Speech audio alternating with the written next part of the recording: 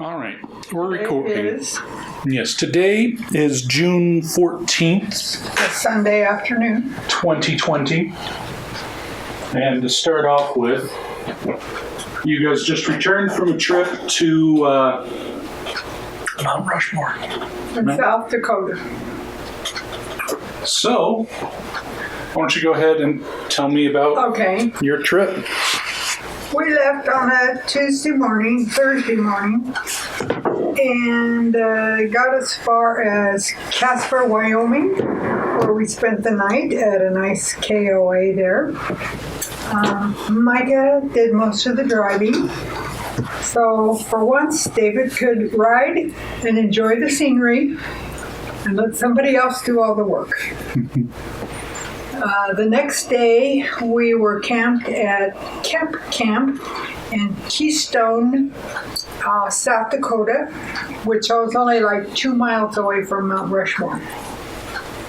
So that was Friday evening, 2 days of travel.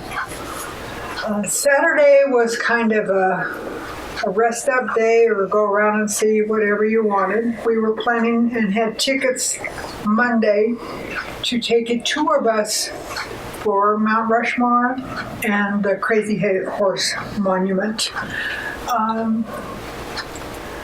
The tour. I'm not as familiar with the Crazy Horse Monument. That's It's dedicated a lot to the Indians. They have a so it's college there for Indians. And it's nearby the Mount Rushmore Monument? Just Okay. a few miles away. Okay, I've heard of Mount Rushmore, but... This particular tour bus, I would recommend to anybody. They start out with an all-you-can-eat pancake breakfast, but there's also other things. And then you board the bus, and the first place you go, we'll get to this. Should we start with this now? Well, While we were there, there was one of the men who operated the rope shop. This place starts out in a location that was the buildings and set from the movie Dances with Wolves. Mm-hmm. And they had moved it to this point, and so it was set up like a old-fashioned frontier town. And they had things like the tin shop and all the things that was needed. And one of them was a rope shop, and the man showed us how that they made ropes and how you could take the fibers and turn them and twist them and make a solid rope. Caleb, I want you to feel this. What kind of fibers is this? You want to make a good guess? It actually... Is this made from toilet paper? It is. It is a very firm rope. Yeah, I don't feel that Couldn't get here. it wet.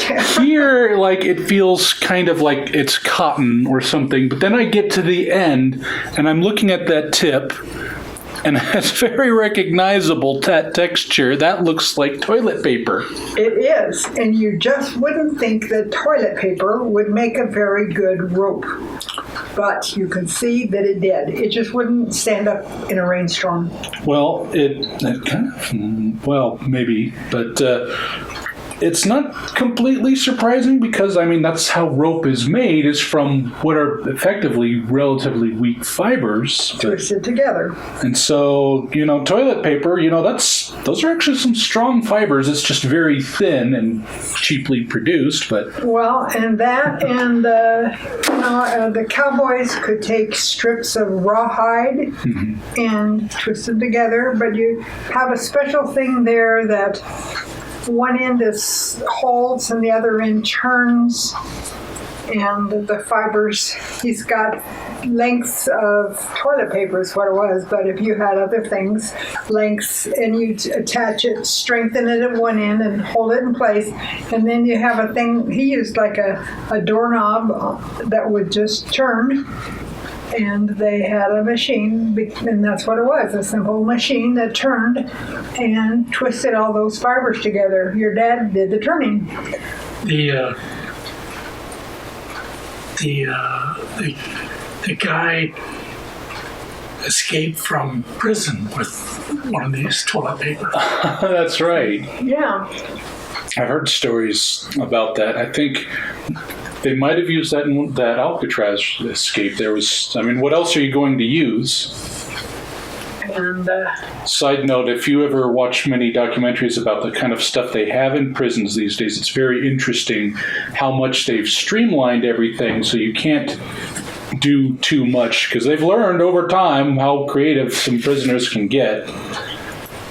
Like, well, they also, of course, had a gift shop there, and I determined I was really only going to buy one thing for a grandchild to bring home, and of course that would be Madeline, and I got her a little cowgirl outfit. when is she going to be able to fit in this? Pretty soon.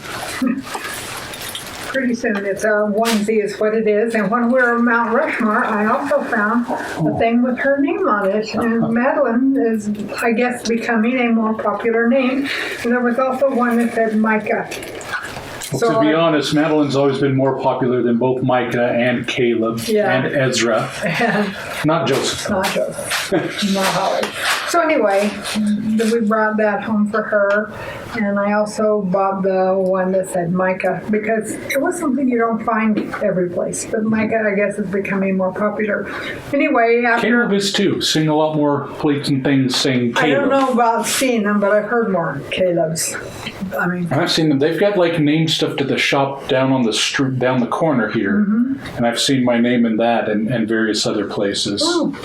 It's becoming easier to find. I did. It's not often I find one, but I have a Sylvia on my keychain.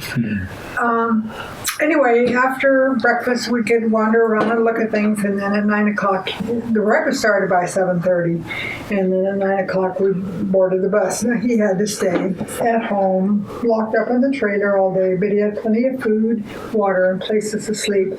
But he spent his whole day barking at everybody, to the point where people around us had complained to the management, and the management had texted Micah about it, but there's nothing we could do. Well, what He's about just a barker. What about Skippy though? So anyway, we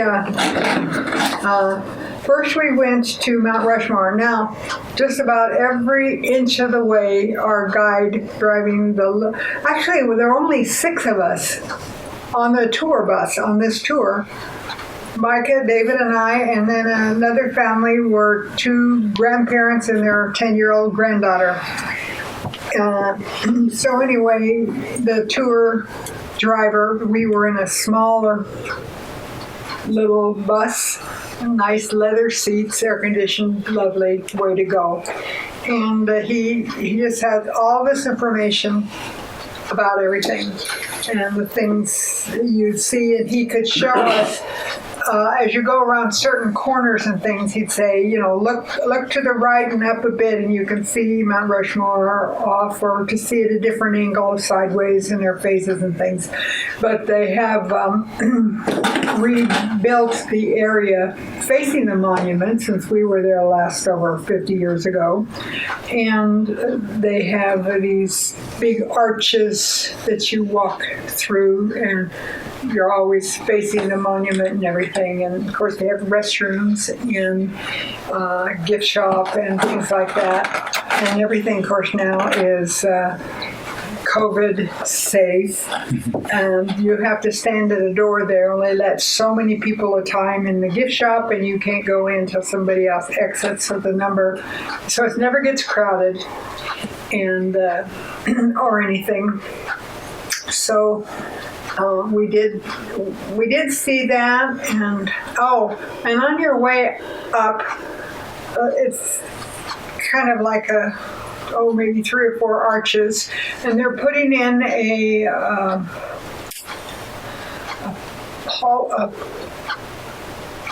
walkway? A walkway, thank you, of flags.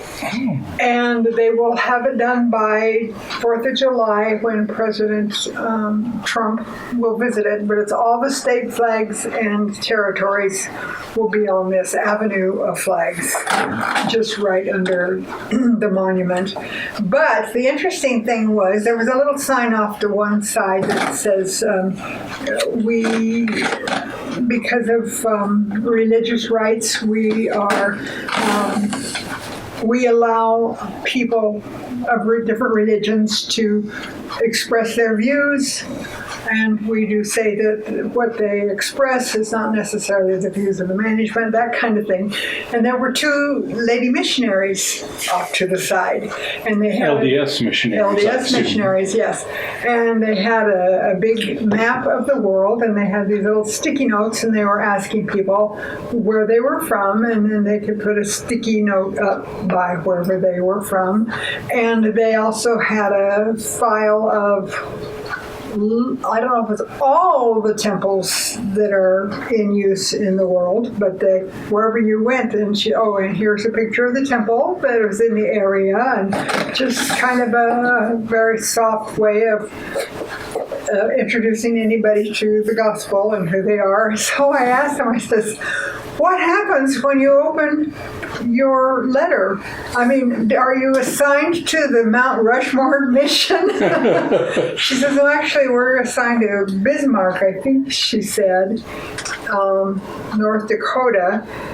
But at any rate, wherever they were, I said, that would be like getting an opening. And there was a person who got into somebody else's mission call before they could open it and put in a false one and told him he was going to go to the Antarctica and he'd have to learn to speak penguin. And so she got a kick out of that. But they were in the mission. She says, I really, when I opened my mission call, did not realize I would spend 2 summers at Mount Rushmore. But anyway, that was nice. And from Mount Rushmore, we went a lot of winding trails, and he knew just the places to stop for pictures. And Micah took a lot of pictures. We took no pictures. And the granddaughter with the other couple took a lot of pictures. And just, it was so interesting to see Mount Rushmore at such a greater distance, or a side view of it. Then he took us to a place that was, it had a very small gift shop, but it was some place for lunch.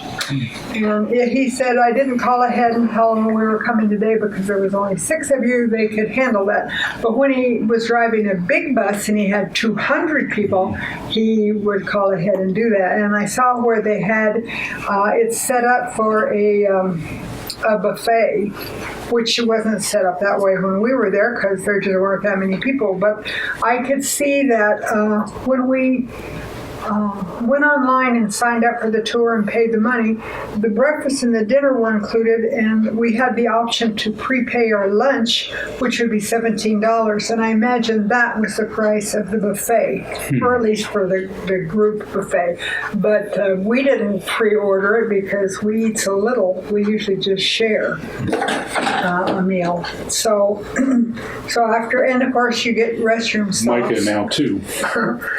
And a couple more places to stop. One was by a really pretty lake that was there. And of course, gift shops and restrooms are always important to the ladies on the bus. And the last place we went to was a Crazy Horse Monument. And actually, the man started doing that in the late 40s, like 49 or something. It was the late 40s. And the Mount Rushmore Monument was finished about 1941, started back in about the 20s or 30s, so it takes a long time. And originally, it was planned to have them down to their waist and stop, not just their heads. But anyway, full it bust, was. Yeah, that's what, and I can't imagine that. I don't know. It's more impressive with their heads. I don't know about down to their waist, but at any rate, Crazy Horse Monument is to honor the Native American people that were here, and they have a really big museum. And I noticed that there were things there all the way from the Eskimos, way up north, all of the Indians, what we call, all the way down to Mexico. Not the Incas and stuff, but Alaska, Canada, and all the way down, and all the Okay. different tribes. So it really was lot of like things. all of them, not just because when you say Crazy Horse Monument, I'm imagining it's like dedicated to Crazy Horse. Well, he's the one that they're honored in there, but it was to honor the what we call the American Indians or the Native Americans. And he's on a horse, and they've got his head all finished, and they're working on his arm stretched out, pointing, and then it'll have a big horse head under it. We have pictures of we can show. Oh, they're like carving that. Yes, out of a mountain. Oh, Out of a mountain. And they make little blasts and things.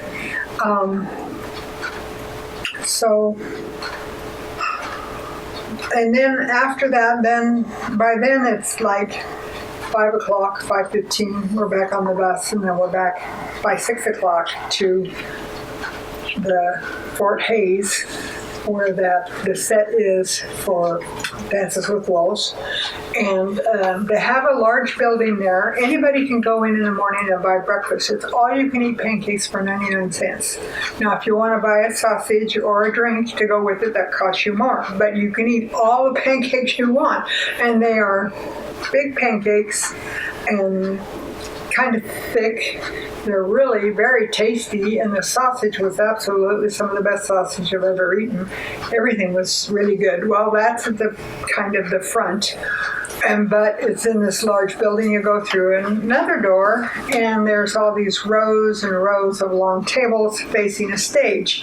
Because following your dinner, they have a live music show. Cowboy songs and stuff like that. And all the meals are served on tin pie plates, which they make in their tin shop right there on the premises. But so they tell you, they have a big blessing. They're thanking Jesus for the food, and everybody at the end shouts out, "Amen." But they tell you how to get your food. You're going to pick up your tin plate as you go through the line. And you also have a tin cup where you could choose lemonade or coffee or whatever. And so anyway, you go through and they tell you how to get it because they have like stations you walk through with your plate. And the first thing they put on your plate is they pick up a potato that's been wrapped in aluminum foil and baked. And the guy has a thick glove on and he picks it up and he smashes it against the side of the big pot that it's in so that it has now a flat bottom so it'll sit on your plate and not roll around. So you get, and then you have a choice between roast beef or chicken. And it was tasty. There was chicken and a nice big biscuit, and there's butter and honey and stuff on the table. But the last thing that you get, because by now your plate is really hot under your hand, so they're telling you to turn your plate so such. The last thing they put on your plate is some homemade chunky applesauce. Be sure and hold your hand under the applesauce, because if you put it anyplace else, you find out very quickly that it is too hot to handle. And so you go through the line, go through the door, pick up your drink, and go sit down at these big long picnic style tables. And I could see that it would normally be filled up, but it wasn't not just the 6 of us who were on the tour. Other people come out for the food and the entertainment. And it had to be, maybe a third filled?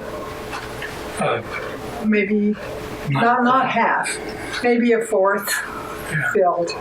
And which was nice because then you could put space between your table and the next person.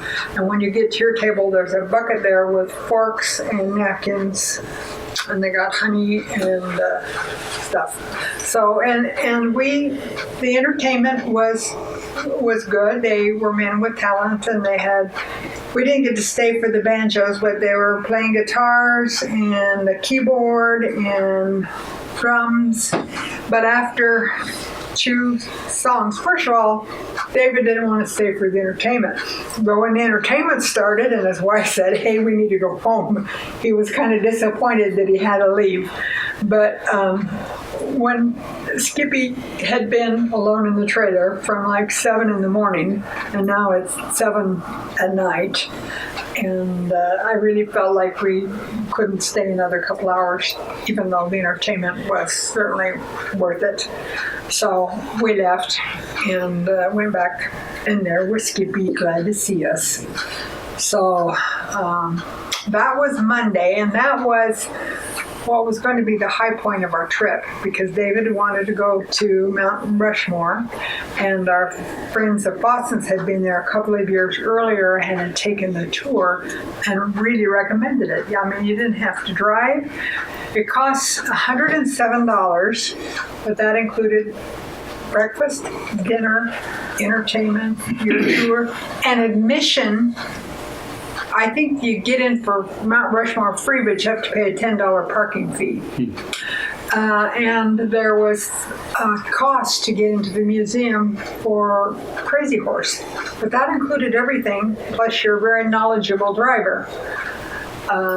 So I think that was, I don't know, they made a lot of money that day with only 6 of us, but we really enjoyed being kind of catered to, because there was only 6 people on the bus, on the little coach. It was, but they had some really large buses, so you know that they do take big groups, but not this year. But the nice thing about it is we went at a time when the weather wasn't super hot. There had been a lot of rain, and everything was beautiful and green, and it was springtime there, and all the lilacs were in bloom. And it's funny, everywhere we went, there were big lilacs, but they were all like the same size, no matter what front yard you were looking at. And I think about 20 years ago, somebody with 100,000 lilac bushes went through, made a huge killing, sold them all, because all of them were the same size. They had about the same amount of growing time, and they were all the same color of lilacs, because you could have white and a deep purple and then the lilac color, or a reddish lilac. So I found that very interesting. So that was, and we planned it so that Tuesday we wouldn't do very much. It was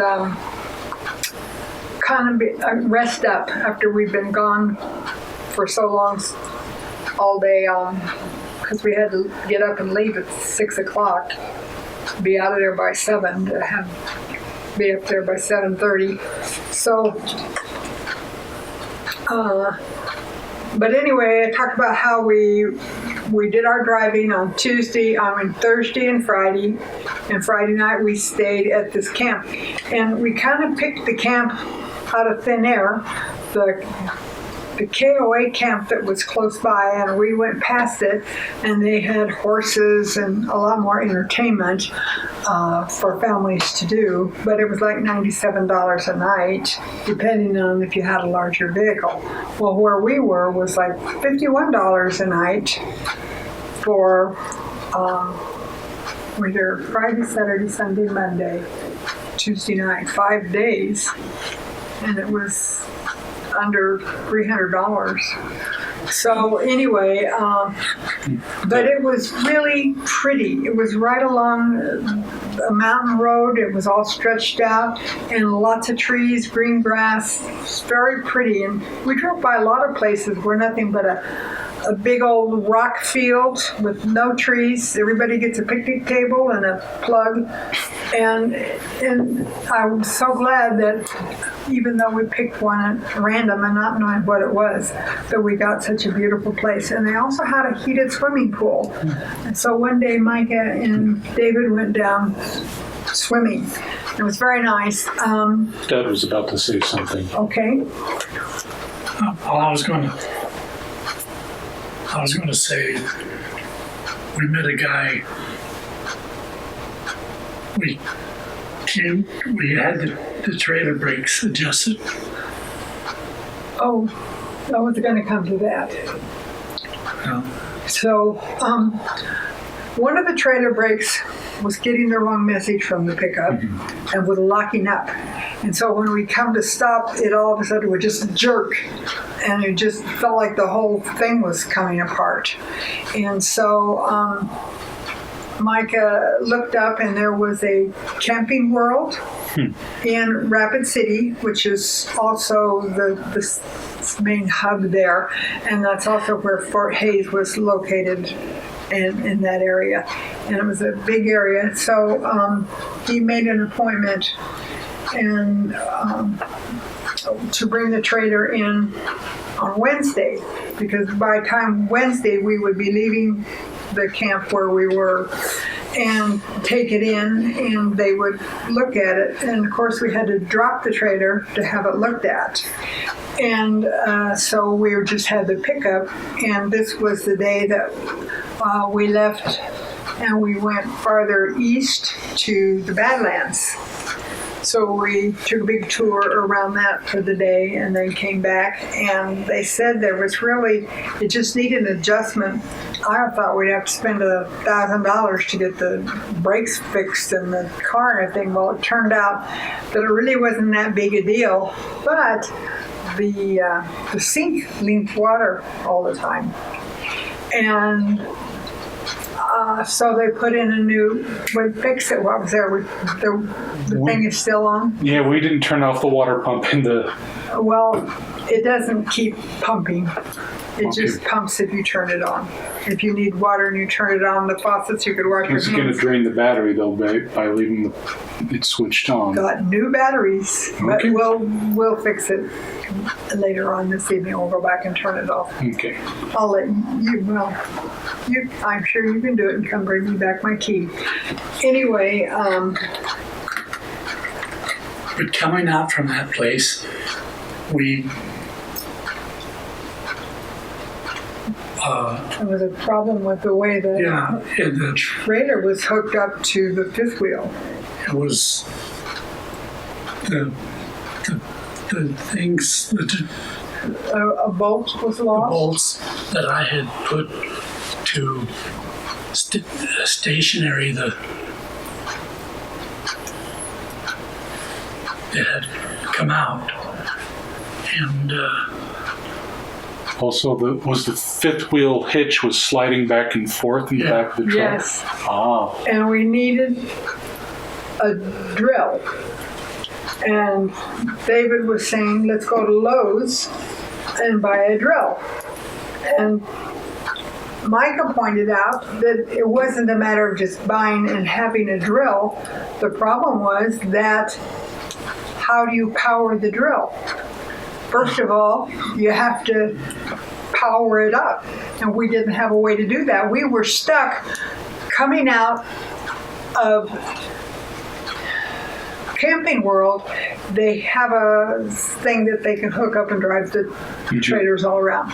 And so what he did was he drove the trailer right to the edge of Camping World, and you were right there on the driveway going out. So we were probably within 2 inches of being crossing the line and being out, and that's where they said goodbye and left it. Well, they couldn't go buy a drill that would work, and we were a little frustrated. but we came across a guy that we walked back and asked him if he could Come out. The guy who worked at Camping World who worked on a trailer. no. Okay, well, that's where we were first. We were parked right there. The guy came out and looked at it and said, well, good luck, and walked back, basically. And as we left, Camping World is located right on the highway, but to get to it, you have to drive through a housing area. And as we were pulling out and turned to the corner, and we were frustrated what we do about a drill, I noticed a man in the very last house who was doing something in front of his house. I don't know if he was using an electric drill or a power saw, but he was using power tools. And I said, after we got a block down, stop. Why don't you just go down and ask that guy if you could borrow his power drill for 10 minutes? Drill a hole and we'll be done. And the guy was really, so David backed the trailer up, or Micah did, or whoever, back to this guy's house, and went over and talked to him. And he was just a really nice, agreeable young man. Probably what, in his late 20s, 30s? 30s, something like that. And it was a neighborhood, kids' neighborhood, growing neighborhood. And he came right over and was going to bring his drill, and then he had to get a different drill bit or something. And he must have spent a minimum of 20 minutes. It wasn't just zip and be done. There were some other things that had to happen. I don't know what from what, because I was sitting in the car. So what happened? Well, he had to drill all the way through to the other side so that You could put a bolt all the way through. Yeah. So it wasn't just one hole on one side. And we were just going to do a piece of rebar and bend it, you know. And but he said, "Oh, I can do better than that." And he got a piece of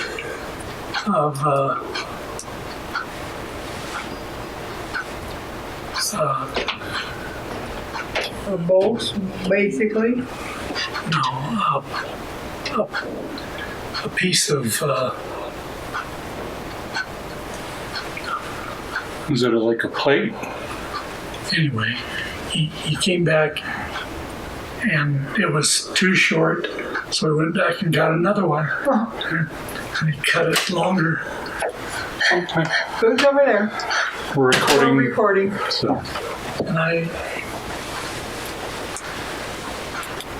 he was an incredible person. He was really very nice. He worked a crazy horse, Yeah, no, Mount Rushmore. Mount Rushmore, where they were making the The Avenue of walkway. Flags. yeah. And the walkway and stuff. So that was his job. And this was Wednesday evening, like around 5. So he hadn't been probably home for a little while because it was out front. And it was just, frankly, it was just a godsend. Because he was right there, he was personable, he had the tools, and he went the extra mile. And so while I'm sitting there inside and they're all working and chatting, I get out a $20 bill. And then as I realize it's taking longer, I add a $10 bill to it, fold it all up, hand it to Micah. And the guy didn't want it. He just was a nice guy. He didn't want to be paid. He was happy to be of service. I just feel like it was a blessing. I mean, it was as it was supposed to be. It was a gift. And Micah finally convinced him to take the money. The guy didn't know how much it was. It was all folded up in a neat little fold. And but he finally said, "No, I don't want it." You know, Micah said, "Then take it and pay it forward." And the guy said, "Okay," and he took it. Now, beyond that, I don't know if pay it forward took his wife out to dinner that night, which would have been nice. But I thought that was a really wonderful phrase I've got to remember, because there are times that you feel like you want to do something for people who said that that's all right. Like when we had our, these guys, we lost a tire on the trip before this. And these two guys, we were just out of town. It was Saturday night. Everything was closing. And these two guys out of town were in this truck behind us, and they happened to be a truck that could fix tires. It stopped. They stopped behind us as soon as they had pulled over. They were right there, and they changed the tire and did all of this, and don't want anything. But I had 4 20s that I folded together, so they each had $40. And I said, "Then you go out to dinner. This isn't to pay you. This is because it's dinner time. Go out to dinner." And I just think, there were a lot of little things like that that are just happened and were blessings. And that was a previous trip. But this guy was just, yes, it was a highlight to go on the tour, but that was the thing that we remembered most. And we did go through the Badlands while they were fixing the trailer, and I was really glad to get the sink fixed because it was just dripping like crazy. And we're pouring out bowls of water where we were catching it. And one of the things that we did, I guess we must have done it on Sunday morning.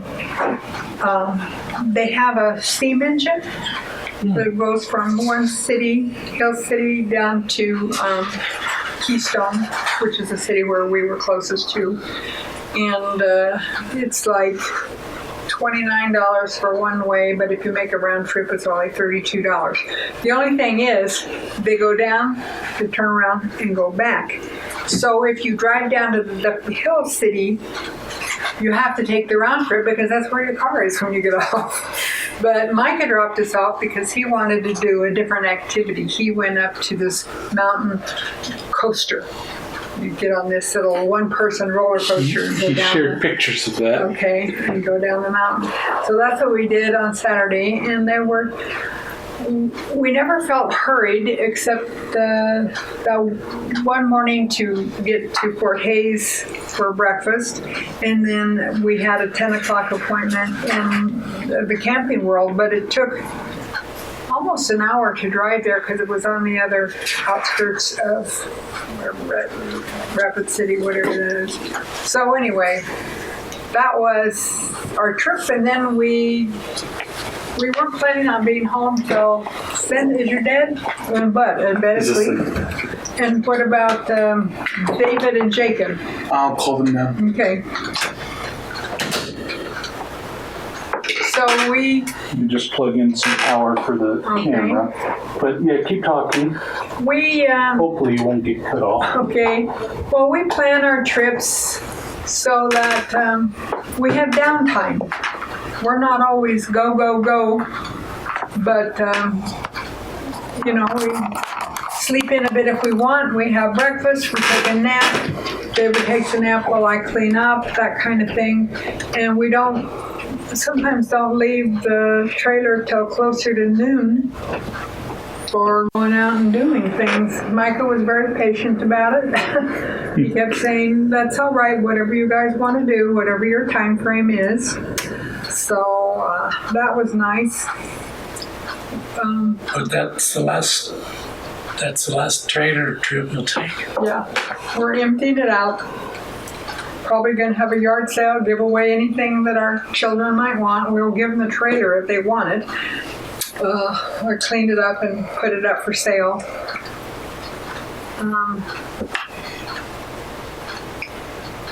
Yeah, it's been good. We've had it for 15 years, and we've enjoyed it. And it's time to let somebody else enjoy it. Everything works on. Yeah. At least it does now. Yeah. Well, when we first night we stopped was wherever it was. Where we stopped the last night too. Anyway, Casper, Wyoming, and Do they have a Casper's there? No, I wish they did. We'd eaten there. But anyway, the guys found out that we couldn't get the water hooked up because there was a problem with,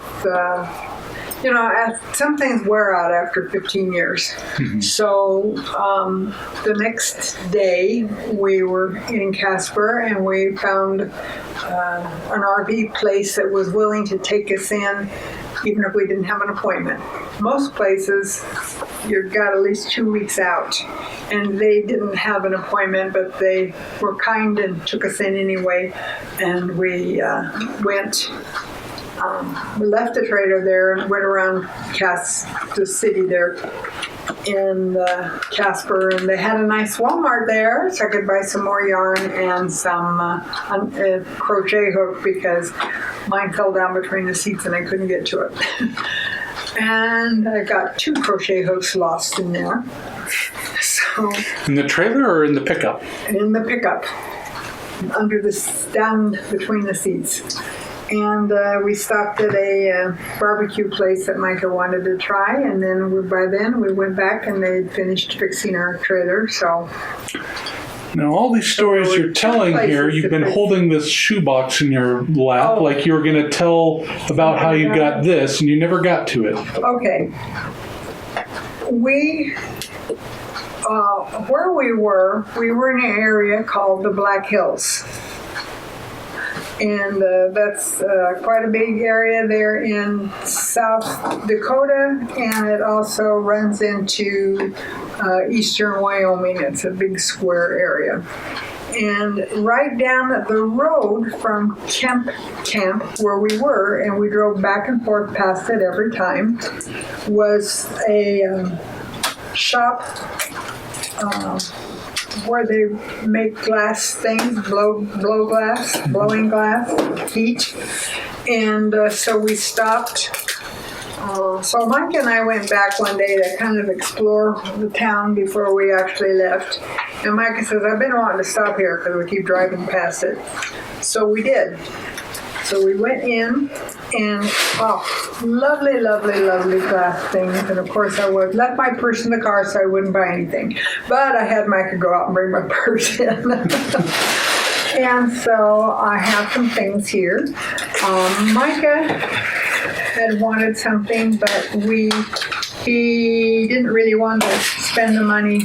His paycheck doesn't come in until Friday, and he was kind of watching his money.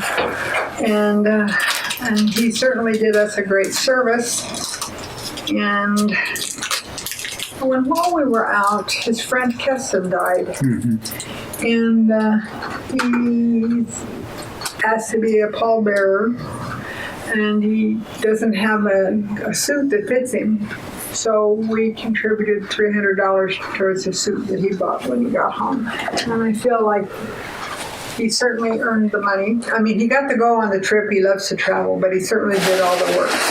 So these were some. So he had his eye on a glass paperweight, basically, but it was kind of a blue egg shaped with a flat bottom paperweight. So I bought that for him. And let's see what we have here. Okay. This is... Let me zoom in kind here. of a bluish purplish egg being held by a bunny.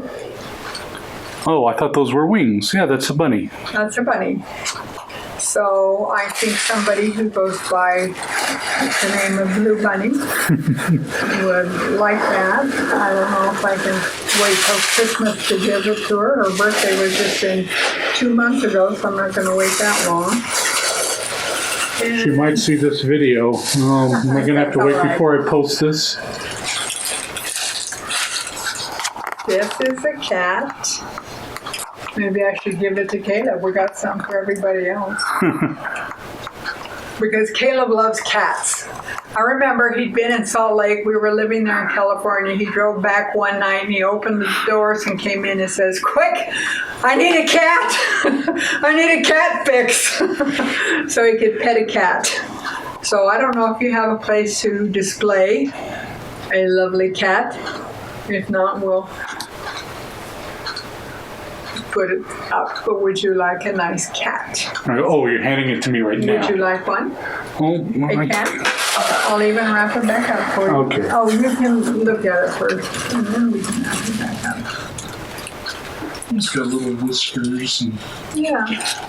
it's not fur. You can't pet it. Well, it's soft and sleek. It's sleek. It's a sleek cat. But okay. Here's your cat. You can put it with your jam. Okay. And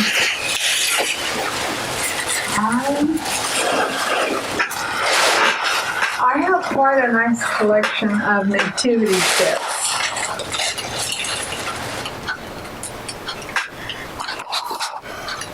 And when I saw this, I knew that's what I wanted to take home for me from the glass shop. And they were back there in the back working with their little blow torches and the long glass tubes and things and turning them into things. But I have a nice nativity. And they also had a little dragon. I don't know why, but maybe it's because of this association with the medieval things. I started kind of giving Ezra dragons. And they had a little dragon back there next to the cat, kind of about the same size. But the dragon I gave him last year for his birthday is on his desk at work. And I really didn't want to put that little tiny glass dragon, and I didn't know how he would display it at home, and it certainly would get lost or broken or whatever at work. But then I saw this dragon. So this is the one I bought for Ezra's birthday coming up in September. This dragon is hatching out of his egg. I just thought that was so clever, and it certainly is sturdier. It has a flat bottom. While it's still a glass ornament and delicate in that way, it wasn't so small that it would get accidentally knocked around. So there gets the glass dragon coming out of his egg. That is. Isn't that? Yeah. And they had other dragons that they had, but I couldn't afford one of those. They were bigger and they had gold tips all the way down their things on their back and on the edges of their wings and things. And they only had one angel. And I didn't like the looks of her. I would have got it to send to Amelia to say thank you for looking up the information so we could go do this. But so anyway, he packed these things for us. And Micah's, I had him pack in a separate box, so Micah goes ahead and take it home, and it wasn't with ours. And his being much heavier.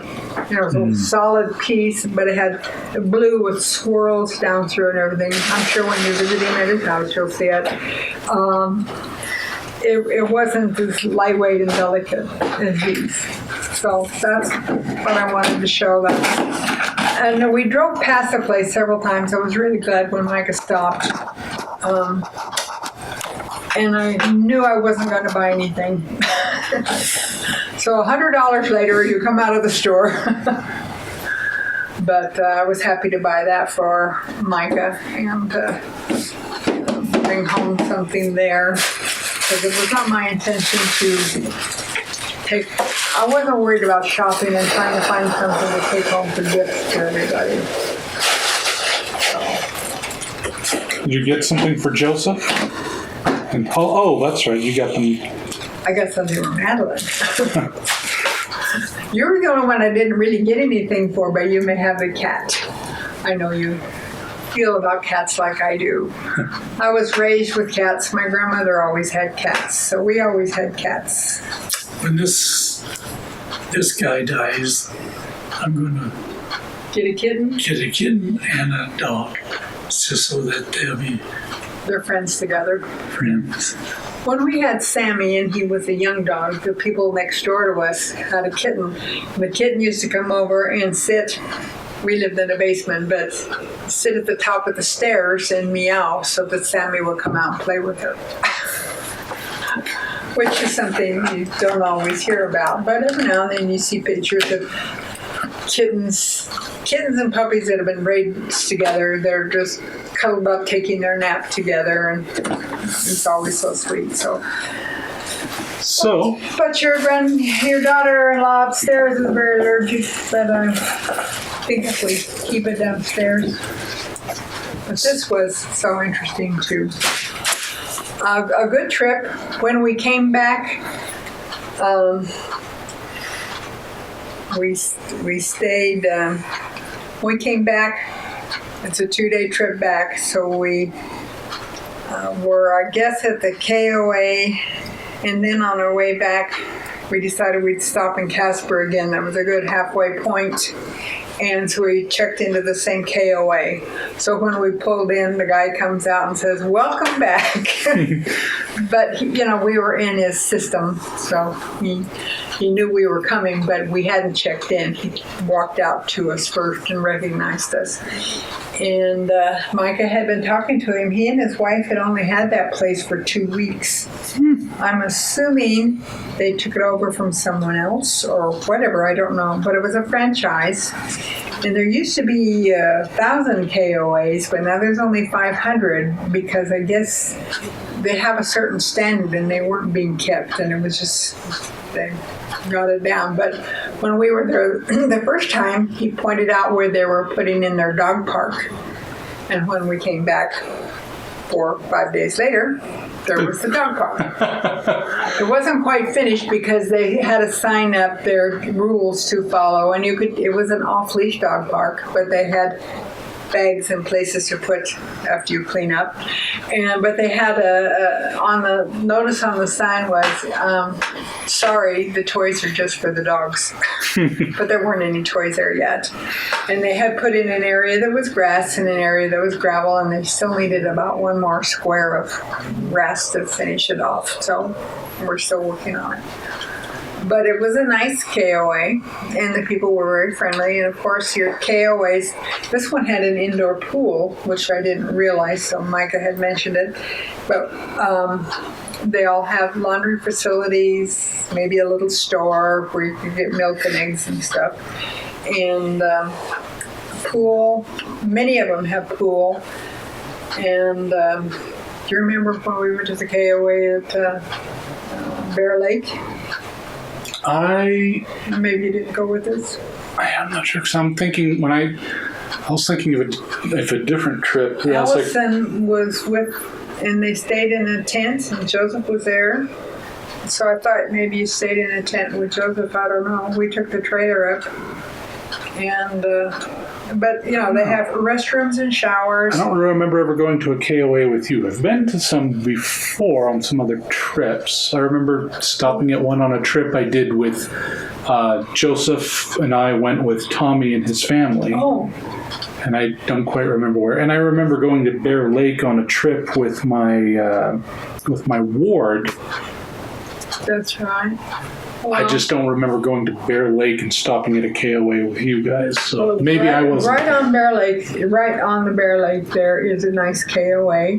And we took the trailer, and Joseph came up with a tent, and Allison and Ezra, and I guess the 4 boys. I don't think. But so there was that, and that particular KOA had a hay wagon and a playground, and the one where we were had a playground, but it wasn't the one at Bear Lake. You had to pay for the playground. It had a big bouncer thing, outdoor, big thing as big as this room, so you could go just jump on. And I think the most important thing, that was when our trailer wouldn't retract. And I had to get with a wrench to manually get it. Is that the Bear Lake trip you're talking about? Yes, Okay. yes. So Alex was there because Alex stayed back to ride home with us. And the slide out wouldn't come in. We were the last ones to leave. We had no idea we could get the slide out in. And he got under the slide out and just kept notching. He got laid under the trailer and did that until it got in. So that's one of those things that turns out to be one of those little blessings in disguise that we weren't stuck there. Well, what do? Try to call a repairman to come in, and that's the only time we've ever had any problem with the slide out not going in. But yes, I guess Alex was there for that. So, and David got a lot of compliments. He wore his Make America Great hat every single day, and he got a lot of compliments on that.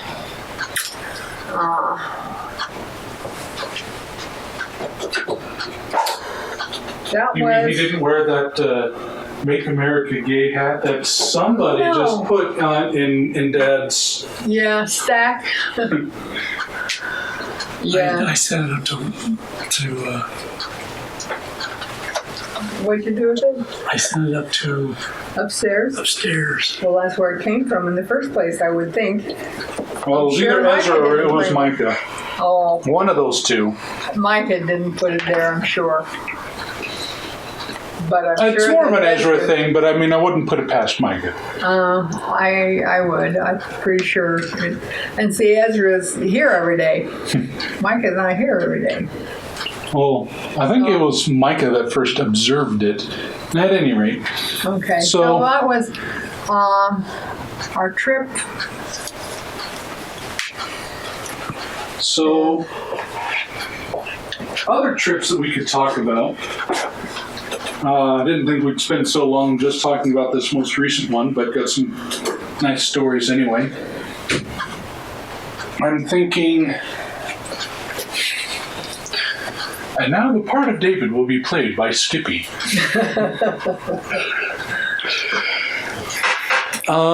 Like one thing that I wanted to talk about, because it's been on my mind recently, I've seen like a number of videos talking about Disneyland and Disney World and all these various different facts about it and whatnot, and that got me kind of thinking about when we went out to Disney World, and I think we were also 7. was I? I don't remember how old. I know I was fairly young. I know we also did a trip to Disneyland when I was even younger.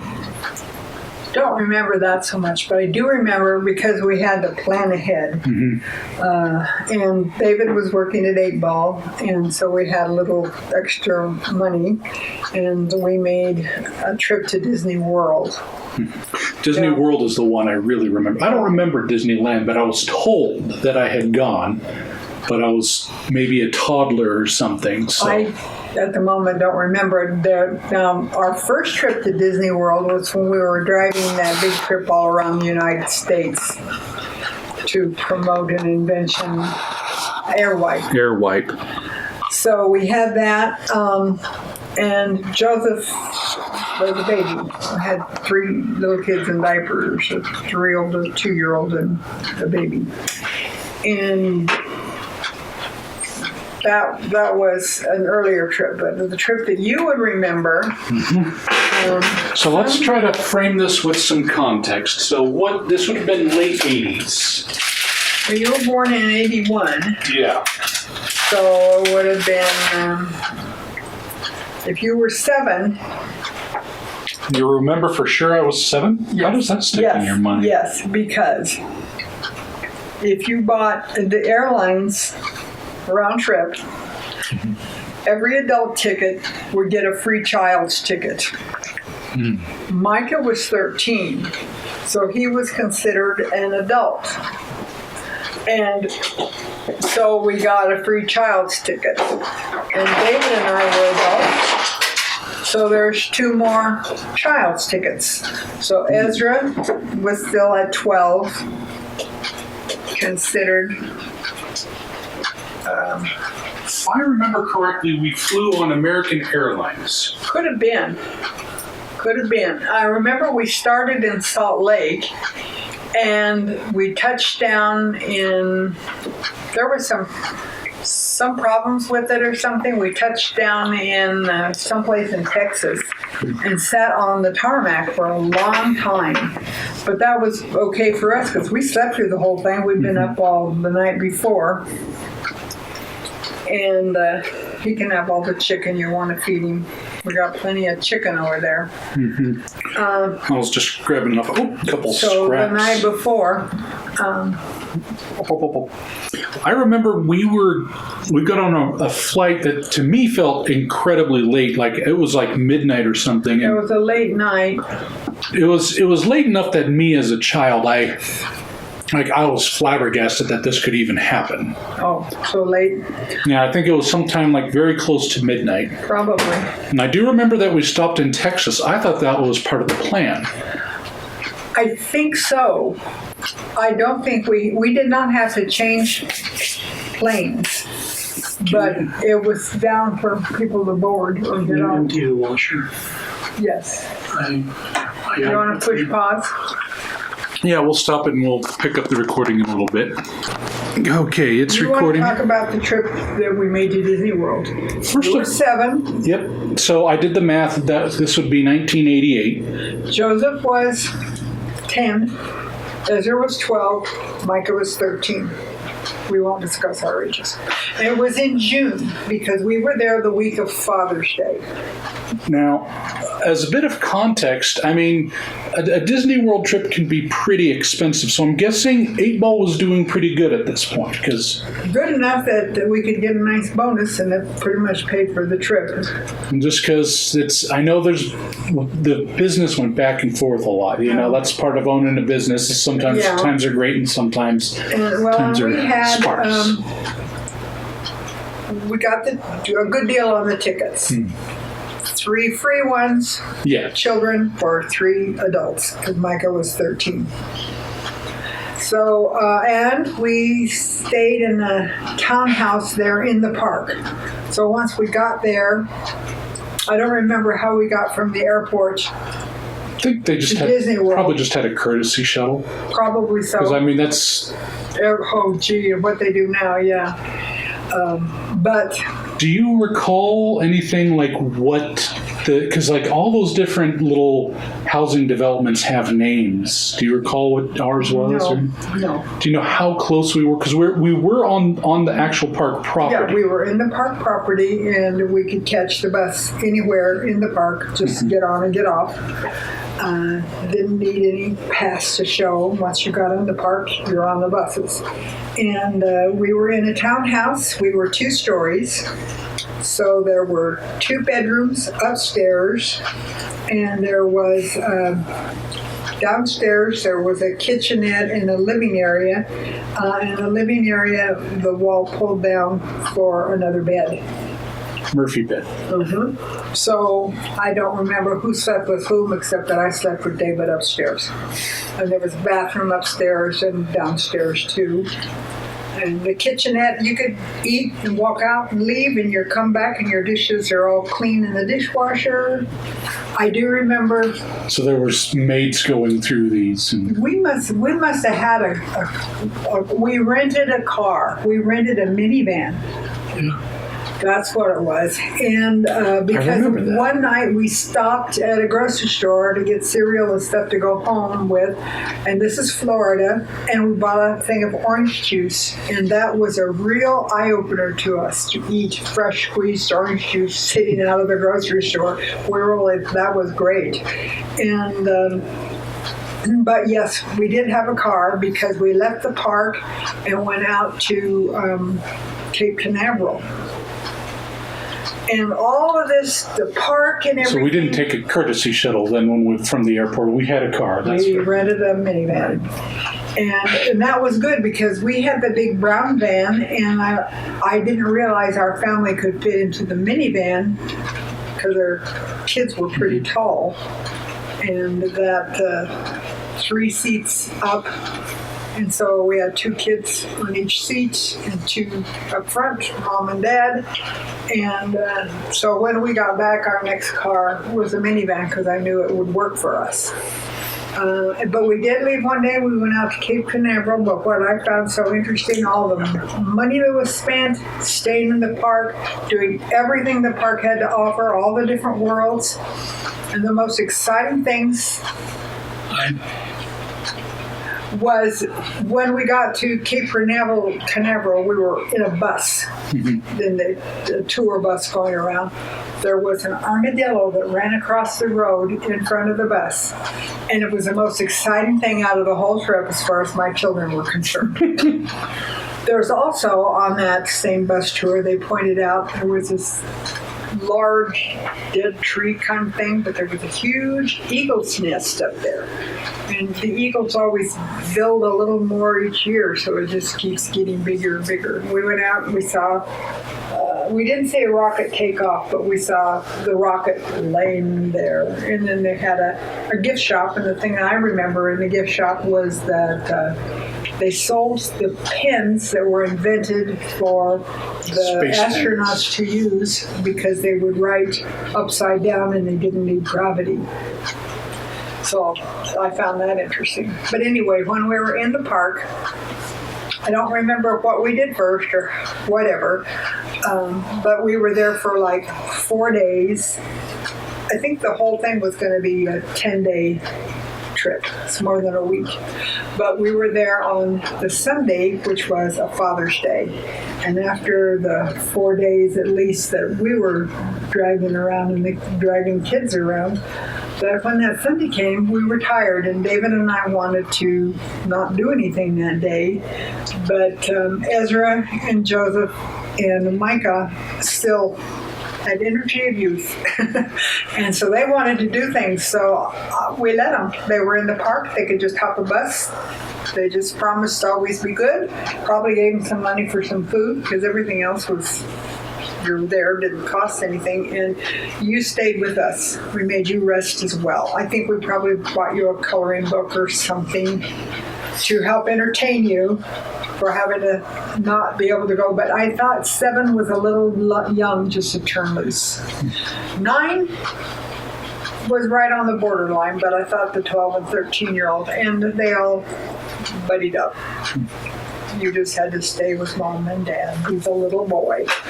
I don't honestly remember that except for hearing about it frequently. I understand to make up for it, you later decided to take me on some solo trip. I think we went to Marine World. Oh, I don't remember that at all. Well, I do remember having gone to Marine World. Oh, yes. As I recall, because I'd heard about that before, I don't remember a day where I was left alone and my brothers went off to do this fun stuff. You weren't alone. Your parents were there. Now, there was plenty of times when my brothers went off and did fun stuff without me. I was left out on a lot of things. That's the drag of being the young little kid, is by the time I'm old enough to do the fun things they're doing other fun things that older kids are doing. So it's just always left at that. But I remember you were telling me about it once because we had to make up for it, there was one day where you took just me on a trip to, I think we went to Marine World. And honestly, what stands out to my mind the most about that is while we were going there, we drive by some billboard for the Woos. And you remember the Woos? No. It was the big wooden maze out in Vacaville. Oh, yes. Yes, because we gave Nancy for a Christmas gift one year a ticket to Woos. Yeah, it was apparently lots of advertising for it, and people got tired of it real fast, and so it didn't do too well. No, it wasn't out for very long. It's a good thing Nancy used your ticket right away. Yeah, it was. I mean, I remember it being fun, but I was a kid. But what I remember is because it had a funny name, Woos, and so I remember whenever we were out driving. Maze, Woos. No, it actually stood for something. Oh. And it was some weird, because I remember reading about it. It stood for something, but it didn't really make sense grammatically, because it was actually from some Japanese company. Oh. But anyway, because I remember whenever we're out driving, I see the sign, because it was such a funny name, I'd always be like, woo! It was just a thing that little kids would do, So, and I just remember we were on our way to Marine World, and I saw that sign. I'm like, woo! Because that's what I always say when we drive by it. And you were taking that for a moment, I wanted to go there. It's oh, would you rather go there? And you starting to shift over the lanes because that'd be a lot cheaper. But it's no, I want to go to Marine World. It's oh, okay. Marine so we World kept had going. A lot of shows. Oh, Marine World was great, but I remember that's I don't remember as a kid that I was left behind that one day, and I don't remember a lot of that's the reason why I was going to Marine World that one time. But I remember later we were talking about things, and you had mentioned that. that there was that one day when we were at Disneyland that I didn't get to go with everybody else because you guys were too tired. And so that was one of the things you did to make it up for me. Well, is that was good. sometime later, That way you and got to go to Marine World too. you and I went to Marine World, just no other family, just you and me. Oh, that's good. That was, it must have, I might just Might have been the remembering. same summer.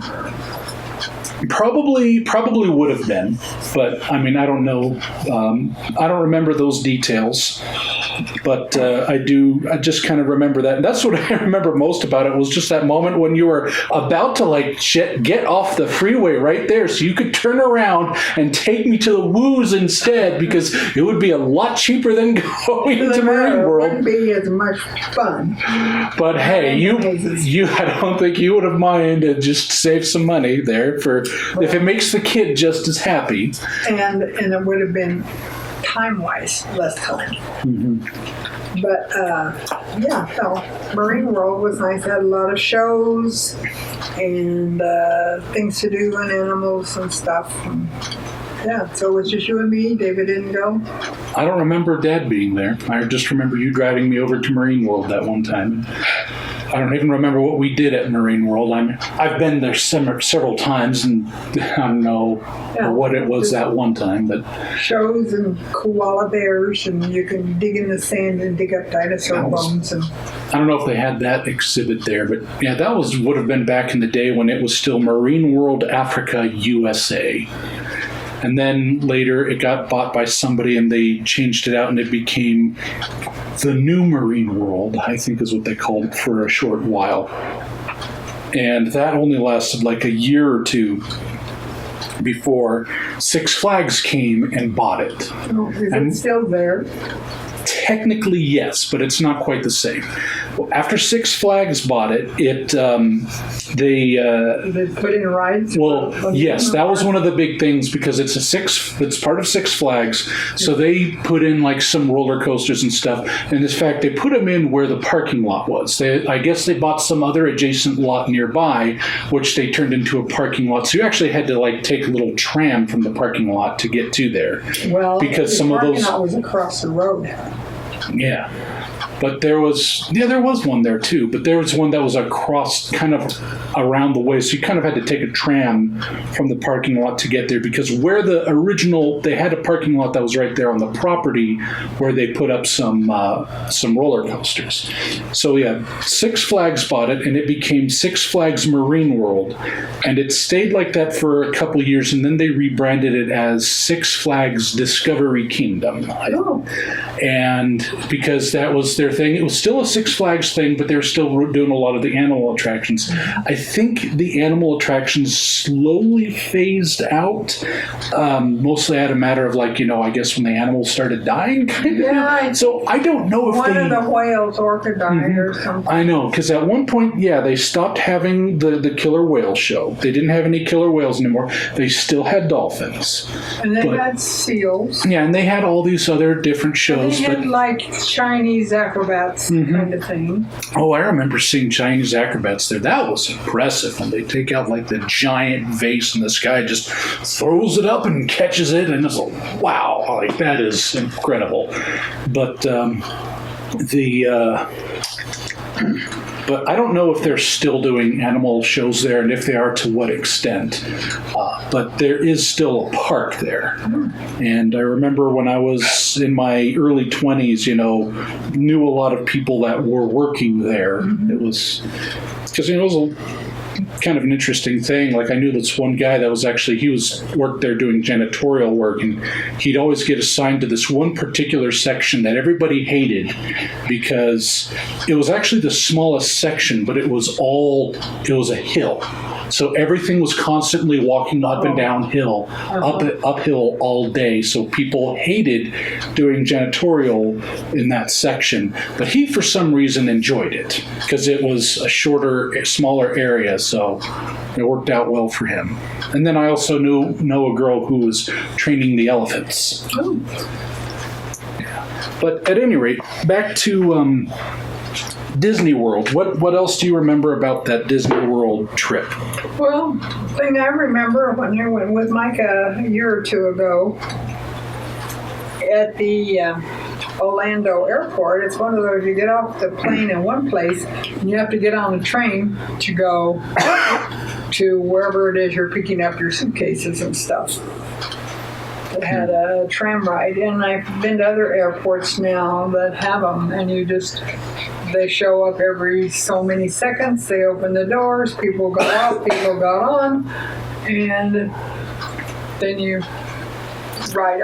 That was very interesting. But I think I saw a video about that, actually. The guy going over the science of how it works. Well, I don't remember what we did specifically the kingdoms. I just remember that one Sunday, and it happened to be Father's Day, and we were gone for like 10 days, and so it was a long trip. I had forgotten that we went to Cape Canaveral.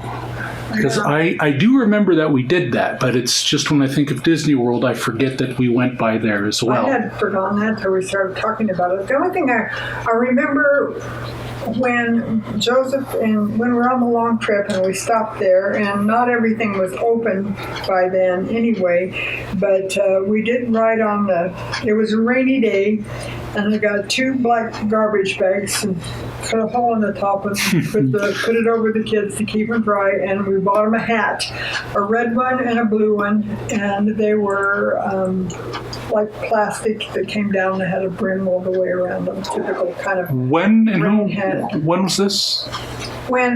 Before you were born. Joseph was a baby. Oh. Okay, but the only thing I remember is we were on the Pirates of the Caribbean ride, and at the very end, the ride got stuck, and we had to sit there for a long time.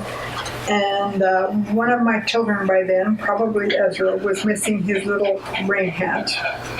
So I figure it came off during the ride and gummed up all the gears underneath the boat. So I don't really know for sure, but we were missing a hat, and we also had a long wait before. It was just before you get up to the very last part where you can get off. I remember when we went to the Disney World trip, not the one with Joseph as a little kid, but the one where I was the 7-year-old that we've been talking about, the trip in '88. I remember a few things about that. And when you're mentioning losing a hat, that's something I recall happening to me. There was, because they had those cheap little, like they must have cost like 15 cents, off of some boat that comes in from China. These little Mickey Mouse ear hats. But they looked so neat there at the park, especially the biggest sellers there are. Especially as a little kid, Mickey Mouse ear thing, and barely even know who Mickey Mouse is. But it's like, that's great. And I remember they had the little shops where they would embroider your name on it. So you'd walk around with your name on your hat everywhere and tell everybody who you are, I guess. And I remember they had an option for you could get for the little kid-sized ones, I guess. Maybe the adult ones too, I don't know. You could either get just the regular hat, or you could get it with a little elastic band so that it would stay on and it wouldn't get lost. Mm-hmm. And I remember you asking me if I wanted one with the band or not, and I remember deciding, I'm a big enough kid now. I'm not going to lose my hat, so I like. So it was, no. Let me finish the story. Let me finish this story, because it was a nice little, kind of a coming of age type of thing. Like, I'm big enough, I'm not going to lose this hat, so I don't need it with the strand. So we get it without the strand. And I remember you and it was you and me, nobody else in our family, but you and I went on some ride I don't quite remember. Maybe it was like themed after Who Framed Roger Rabbit. I don't remember, but it was all set up so that you were like in a little car, and I got to sit in the driver's seat and, turn the little wheel. It's all on a track. And I understood it as a kid, but it's still kind of fun to pretend like you're driving. And there's at one point, you leaned over and gave me a hug. And when you did, you pressed up against the side of the hat and you knocked it off in the middle of the ride. My fault. Yes, it was your fault that I lost it. And you're talking about how, you're just doing such a good job driving. I just wanted to give you a little hug. And it's like, and in the middle of some dark corridor in some ride, I lost the hat there. And I was so upset about that. Another one? Yes, but still, I was so upset because I wasn't going to lose it. I was going to be the big kid who didn't need the little elastic strap. Did the next one get the strap? The next one, we did get a strap on it. And that was kind of humiliating. Oh. Plus, I also felt really bad because, you had to buy another one. I don't know how much they cost. I'm sure they Everything is overpriced. Yeah, everything is overpriced, but I'm sure at the same time, those were such cheap hats. It really wouldn't have been a big deal. But as a little kid, not being too well on finances, it felt like a big deal to me that we lost that hat on that ride. And it wasn't your fault. No, it wasn't. I also remember that while we were there, we got little silhouette drawings. Do you still have? I think I have it sitting in a box, actually. We got. The ones where you just sit still and they give. Cut it out. Yeah, and it's just a little black silhouette. And I had one of myself with you that we got there at Disney World. Well, that was one of the souvenirs I kept. The only other souvenirs that we had kept, one which I think I might still have in a box in the shed, was a baby Mickey doll. Yes. Because I loved my stuffed animals. Yes. And on blue. And we also got a sombrero, I remember, that we got there. That we got, I guess, at Epcot Center, because that's where they do the whole world thing. And you go to different stations and here's these different world, different countries. And so we were at a spot where they were doing Mexico, I guess, and got some sombrero there. And that one sticks out in my mind because I remember when we were at some gift shop on the first day, and I saw those baby Mickeys. I wanted one. I knew I wanted one so bad. And you had, in the brilliance of parenthood, suggested to me that why don't we wait to get it at the end of our trip? Because you might find something else that you want. Even more. Yeah. So that was a very wise thing. And as a kid, I waited a little bit, but I decided, no, I want this. I want this now. I know I'm going to want this. So you got it before the end? So we got it there that first day. We got that baby Mickey doll. And I do remember the baby Mickey doll. Mm-hmm. And then when we were at that little place in Mexico there, and I wanted a sombrero. And I remember that was coming back to bite me. And it's like I had to agree that I wasn't buying anything else. But here we are. It's this, and it's like I wanted that sombrero, and I guess you guys accepted it anyways and got me that sombrero too. Do you remember what your brothers got? I don't. Maybe they do. We'll have to ask them. But yeah, I remember those, and I remember we went to, and at that time there were only 3 kingdoms, so to speak, in Disney World. Magic Kingdom, Epcot Center. And there was a Universal Studios there. Oh, that's right. And I remember we did a lot of fun stuff at Magic Kingdom. And I remember we went to the Universal Studios, and that was really neat stuff there. Like they'd show you how they were making cartoons, and we went on. We'd go on the ride where it's like you're going, and it's set up everything's falling apart, and it's like things exploding, and the trains falling off the track. It's just all part of the show, but really fun, fascinating stuff like that. And I remember going to Epcot Center where I was really bored. I remember when we were at the MGM place. Oh yeah, was it MGM? Maybe it was MGM. Not Okay. Not I don't remember, but it was some Hollywood studio. Yes, and I bought what looked like would hold a film reel, a gray round thing, and it had candy in it. But I saved that, and for many years it was in some shelves in our bedroom. I probably got rid of it when we moved. I don't know. Haven't seen it since they lived in California, here in Utah.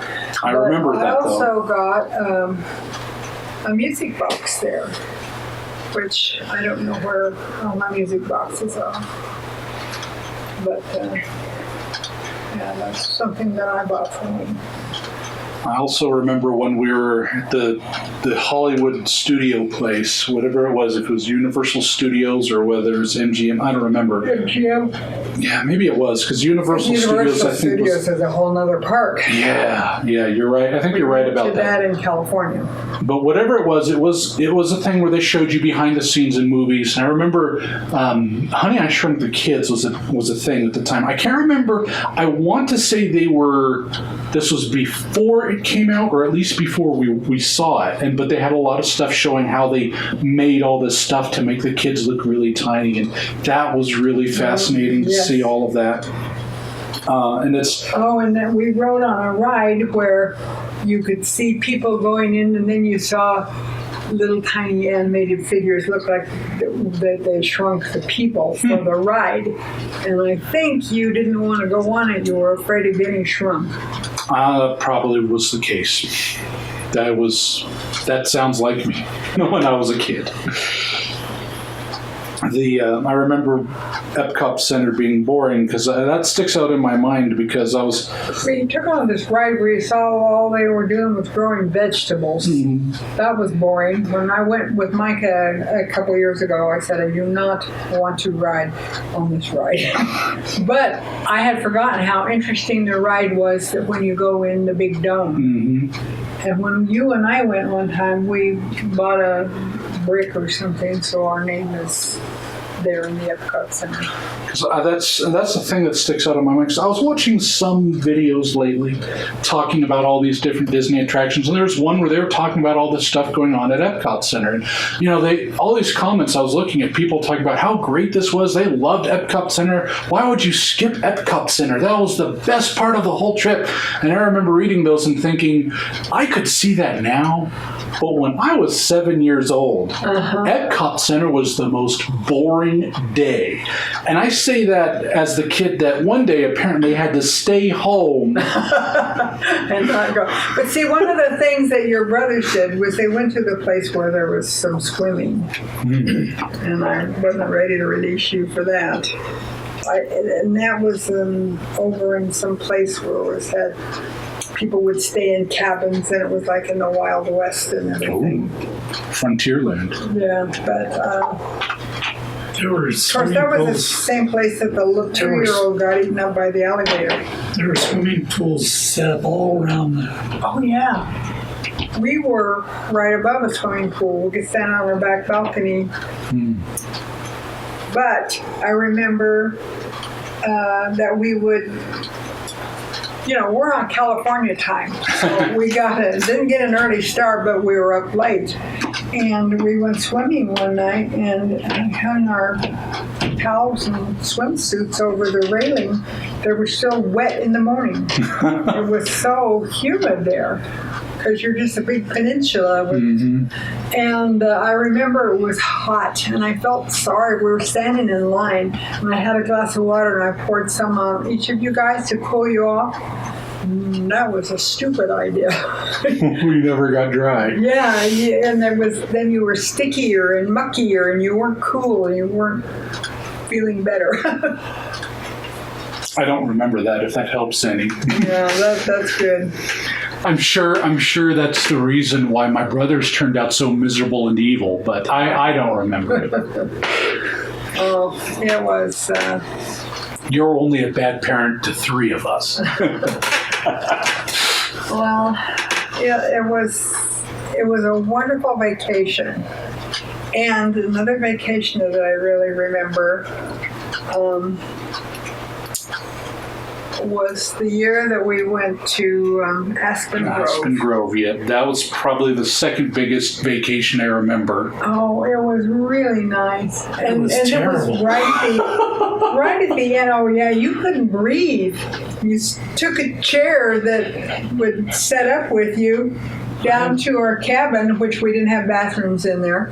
You took a chair down there and you came back later in the day and it was gone. They'd come in and cleaned our cabin and taken the chair out. I had to sit in that car. I couldn't breathe.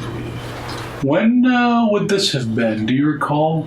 Well, before you kids were at home, I spent a lot of time down in the craft hut. It was really nice because it was built over the water. And so I remember that. shaded and cool. Yeah, we made some nice things. I still have a couple of them. That one I was stuck But it in. was the end of the summer, so there were some of the things that they were out of that you could paint and do things with. And we wanted to take one day and take you guys down and show you the BYU campus, and you guys threw a fit because you were having so much fun there. I mean, the people, they came to entertain and take care of your kids. They didn't do much for the adults. Adults could go to lectures. But you kids didn't want to leave because the next day was going to be a mountain hike, or you're going to be pirates or something. But people who were majoring in recreation at the Y were hired to work up there in the summer, and they just had all these wonderful things to do with the kids, and it was nice. You go in a nice big area and they'd bring all your food in bowls and put it on the table, and you all ate family style and everything was delicious. Didn't have to cook anything, didn't have to make up your beds. You just didn't have a husband who could breathe at night. And there wasn't as much to do for adults because we didn't want to go listen to all those stuffy BYU professors with their lectures and know your religion and all that kind of stuff. So, and when we were down there in the craft hut, that was the first time I'd ever heard the music from Joseph and the Amazing Technicolor Dreamcoat. I was just fascinated by it. But one of the gals had a CD she was playing there who worked in the craft hut. Was it a CD or was it a tape? Might have been a tape. Because I'm thinking, it's like back then, that might have been the first time I'd ever heard a CD. Might have been, but whatever it was, she had it. And she had a machine that played it, and I really enjoyed it. And of course, ever since then, I've loved the play. But Let's talk about your future. you might want to turn that off. Oh, well, get a few more bits about vacations. I remember I have more fond memories about Aspen Grove than I do Disney World, and I'm sure it was a cheaper trip. Maybe. I don't know. They charged you by how many and what age you were. And we stayed in one of those A-frame things. If I ever got to do it again, if I ever had enough money, I'd take all my kids and grandkids. We'd stay in a place that had bathrooms. I don't like having to get up in the middle of the night and go down the little trail to the bathroom down the hill. But yeah, that was something I really wanted to do. And Ken's camp that we stayed at in South Dakota. South Dakota, it was right there. You'd step out and step into the bathroom. Yeah. For some reason, where we were parked, we were like as far as to that wall from our door to the restrooms, the shower house, and everything. The which trip they you just have, took. Yeah. But on the level above us were tents. So they came and walked down, and so they had to have bathroom facilities. And so Ezra or Micah and David showered there, and to take a longer, hotter shower, I showered in the trailer. I like a handheld shower. So I went there the first time because I wanted to shampoo my hair, so I needed more water pressure and more length of time for hot water. And I thought, I got in there, oh, rats. They have a handheld shower. You just have a hole hoping the water comes out and sprays around you, but, handheld shower. So I did the rest of my showering in the trailer. And it was nice. And Micah, even in all the parks we were in the morning or evening, he tried to use it. Even if you had to walk down a ways, we'd use their facilities there, which were more accommodating for bigger people too. Mm-hmm. That's one of the problems with a trailer is that it's designed to be small. Well, if you're 6'6", yeah, a lot of things you don't fit into. A couple other things, perhaps about the Aspen Grove trip. Was that like a family reunion that we did at the same time, or I don't remember. But I have some. It was just our family. There was no grandmas or grandpas or cousins or anything. Okay. Yeah. But a lot of people do that. That's what we went to. That's when we went to BYU and. Okay, that was different. We had a family reunion, and it was on the BYU campus, and we stayed in the dorm. But it was part of the same trip. No. Wasn't it? I don't think so. I thought... I do remember that we did take a family reunion, your side of the family. I can tell you the year it was, because it was our 25th wedding anniversary, was the day that we were there. At our family reunion. So what? And this was a family reunion from my side of the family, the Smith family reunion, and we stayed in the dorms. So what year were we you had married? a picnic that we got together. We were married in '67, so 25 That'd years. That'd be 1992. Okay, 1992. So that was the year that we did that, and I remember pulling into the parking lot, and you were all excited because the family reunion and everything. Yeah, and I didn't recognize anybody. Finally, George said, Mom, who are all these people? I thought this was a family reunion. Who are all these people?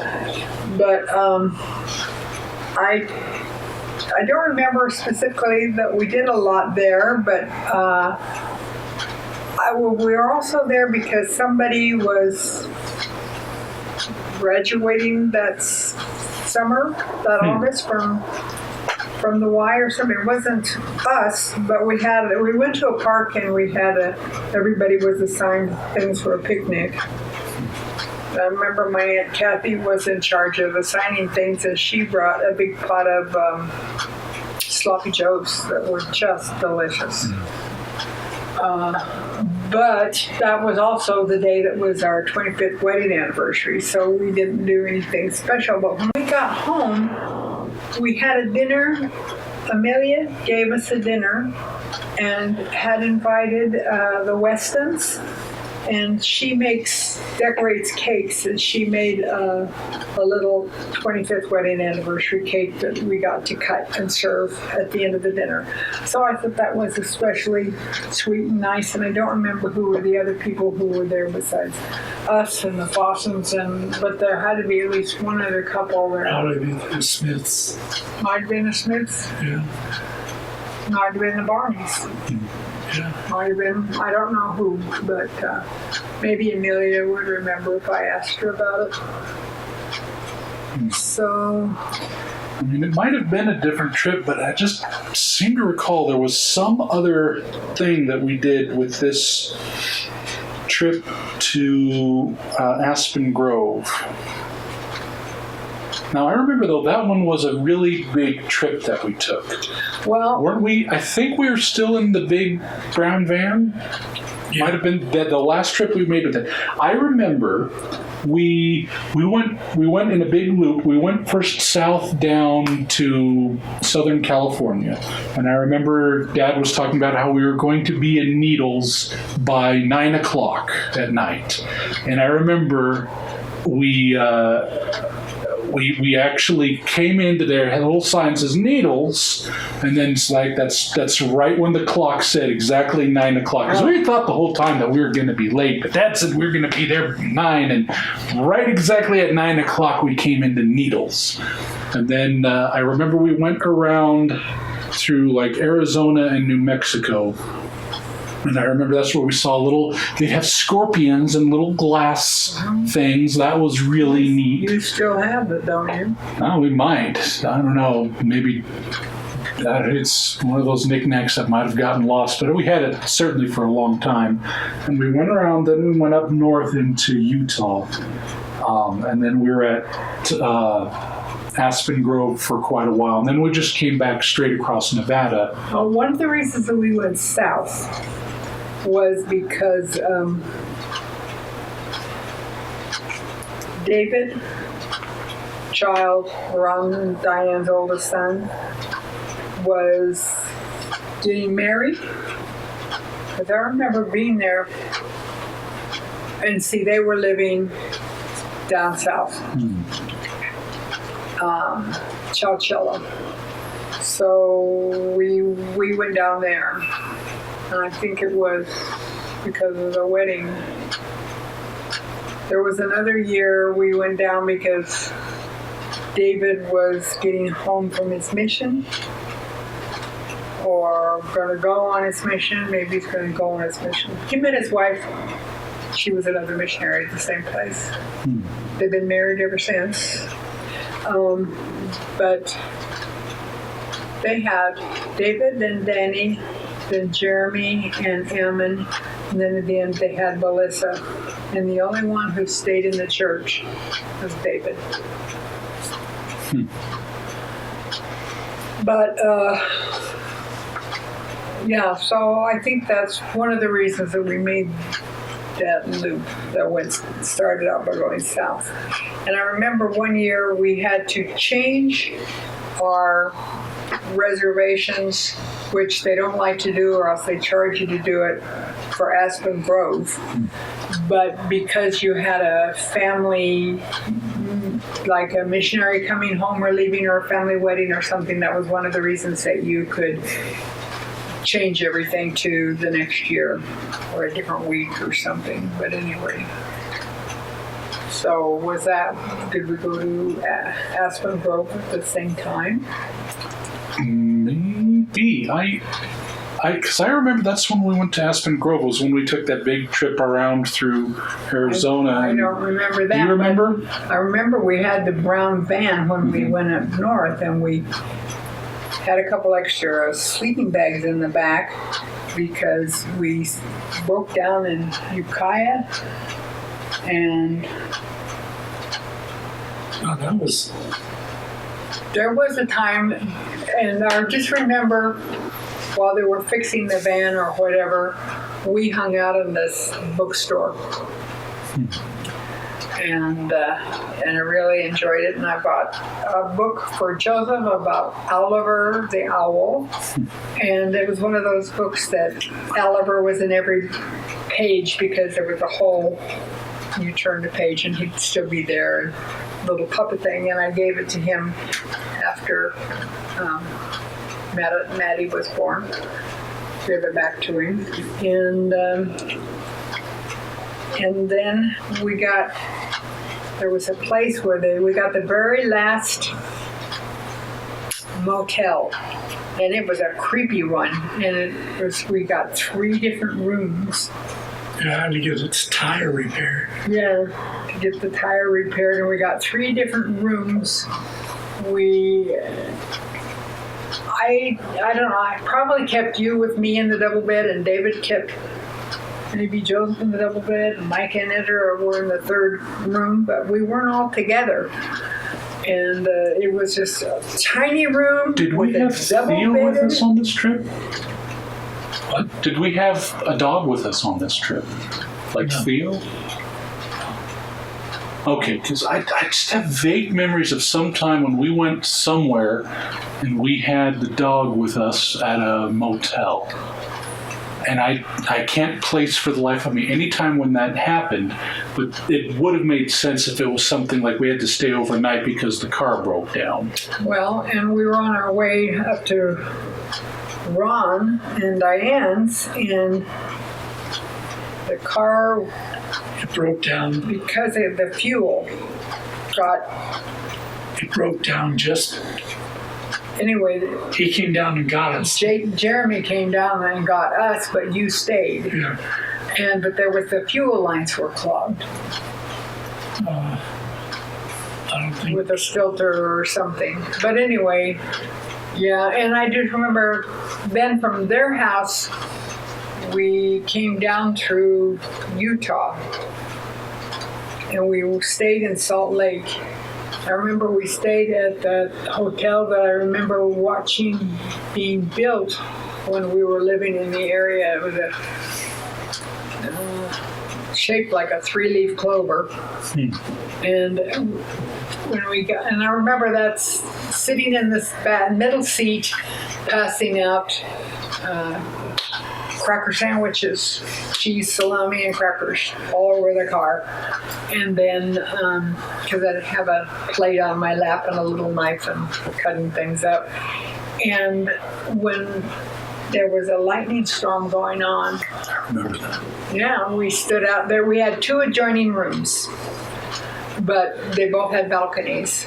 And we stood out on the balcony, up like 5th floor or something, and just watched the lightning all around the mountains. Did you remember when we came down the and the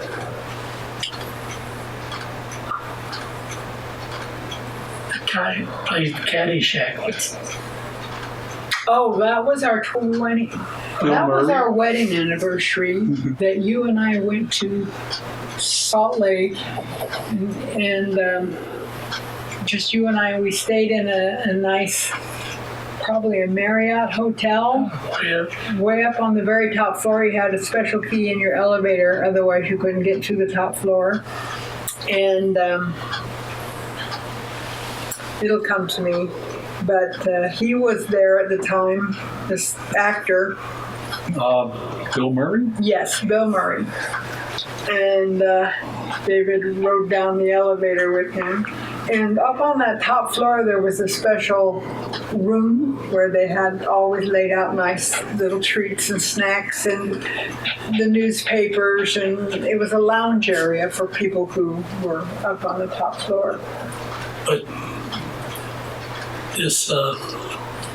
these girls got on The same elevator. the same elevator, and Bill Murray just like he always was in the shows. Just started cracking jokes and talking. Yeah. They only went down just a couple floors, and he started making jokes about it, And it was a delight because he was there for He owned part of the baseball team or something. a baseball team. And When was this? our 25th wedding anniversary. Now, I think we must have. Your 25th was the one. I know. So maybe it was our 20th. Because I remember that my mother gave me either $20 or $25 or whatever anniversary it was, and I bought a pitcher. I don't know if it's in the other room, but it looks like it was made out of a lot of lemons stuck together. Oh, I've seen that picture, yes. Yes, but one had a break on one side, a chip out of the top, so that's the side that always goes next to the wall. And but I do remember that, and we bought sheets on that trip because we couldn't get the right size sheets in California. And the hotel, go down and there was a tunnel up to a big shopping center, which is all gone now. It's all the City Creek. Center, yeah, but our But there was a tunnel that went out to a big shopping center, and you could go. In the middle of it, there were lots of escalators up to several floors. It was. I remember hearing somebody talk about meeting Bill Murray in an elevator, but I don't remember it being you. I thought it was like one of my scout leaders or something. No. It was me. It was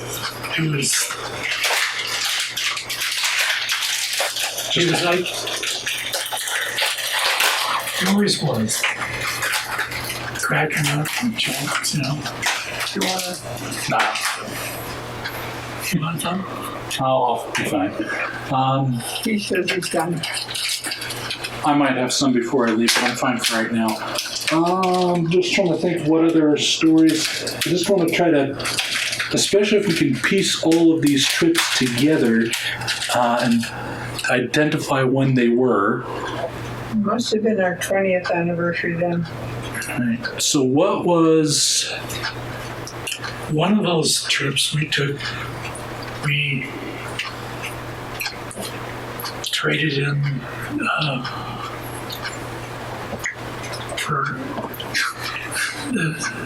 we traded the van? a van for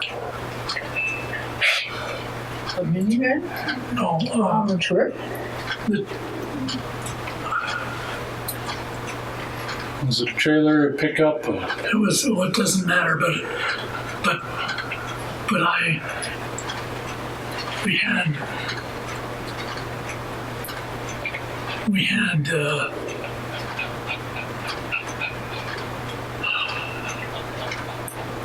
his van.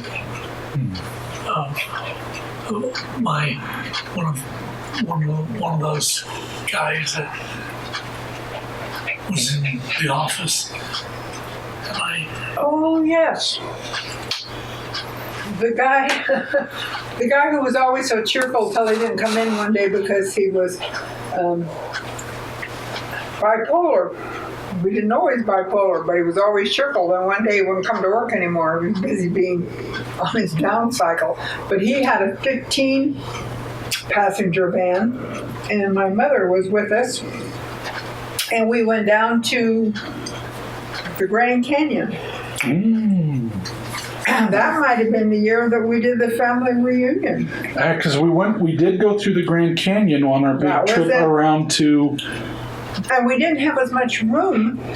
And because that extra seat in the back, we had not enough room in the back for all of our stuff. Well, because I remember the trip that we went through the Grand Canyon was the same one we went through Arizona and New Mexico and all that on our way up, where we stopped at Aspen Grove. I do not recall making two trips to that area. Grove one time. Yes. And we did go to the Grand Canyon. And in that van, because our friend loaned it to us, he insisted that we take it. And I didn't realize, one, by having another seat, which seemed like we'd have a lot more room, they cheated on the leg room between the seats, and we didn't have as much room in the far back for suitcases and stuff. But I'm pretty sure my mom was there.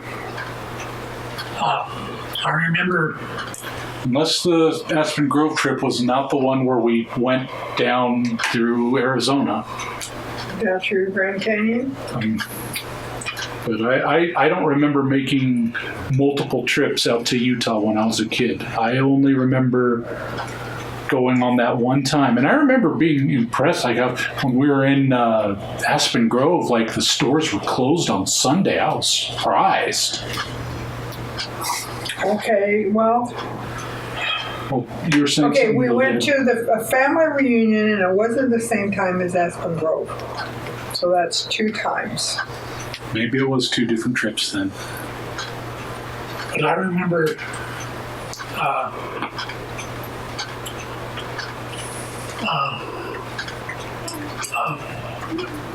Micah had the CV radio. And he could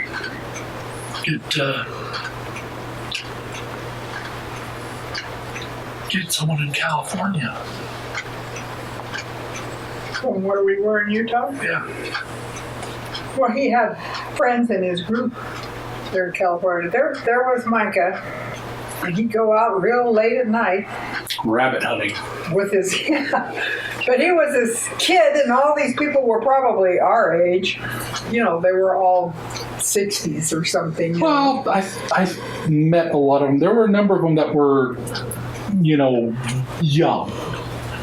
I remember. Not as young as Micah. He was still a teenager. Well, for someone that has as old as I was at the time, they were still young. They might have been, old enough that they've got their own apartment or something, but they were still young. I think there were a few that were, 30s and 40s. I don't know about. But to me, it was just kind of odd that my son went around at night with these really old people. And I wasn't worried about him being out late at night because who he was with was a bunch of people my age. They're more trustworthy, I guess. Mm-hmm. So there was a trip you're saying that Micah had a CB radio. So he would have been 16 at the time, I guess. Well, he could drive. So there was a trip where we drove in multiple cars out to Utah? No. He never had multiple cars. We were in that.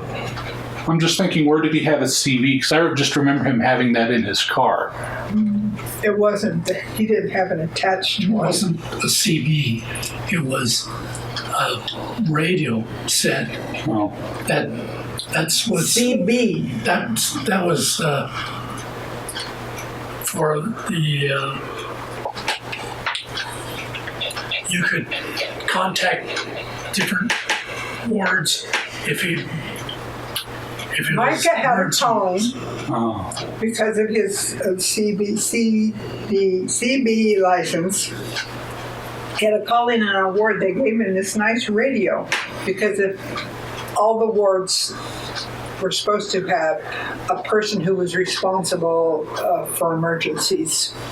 If the world came to an end and we all had to take our tents and run live in the mountains, he was the guy that they had doing this. And they disbanded all that and they never took the radio back. So he had it for, I don't know if he still has it. I can remember him speaking to someone in California from the radio. That's impressive that it's like some portable radio that would get that kind of distance. Oh, handheld things. Well, the church only does good things. Yes. Well, So one other detail just for wrapping things up, because you were also mentioning a trip where you went up north and the car broke down. When was this? What was this trip? It was. I had a lot of problems with the car at that it time. was our brown van. Yeah. The first was the tire, and then as we got to the up to where they can come pick us up, the air conditioning went out. I But don't remember that. I just remember we wouldn't go. We had to park beside the road. yeah, I couldn't. The fuel lines were clogged. Back before cell phones, too. Oh yeah, we had to pull over and find a phone and call. But anyway, I stayed with the car, and Jeremy came down. he can make the air conditioner go, but he can't turn it off. It just goes all the time. So I got disgusted with it. So Well, that was the trip, though. I just remember that's the trip where we came across the Salt Lake, and I don't know what else we did. So where was that trip? Where were we going and for we what went reason? up to Ron's. And then we went east Yeah. down the Salt Lake. Wow. And I just remember about 4 o'clock, everybody was hungry, but we were trying to hold off until we got to Salt Lake. And I think we didn't even have dinner till 8 o'clock. We barely had anybody else in the restaurant. But we had a lot of crackers and cheese and salami, and we sang a lot of old songs.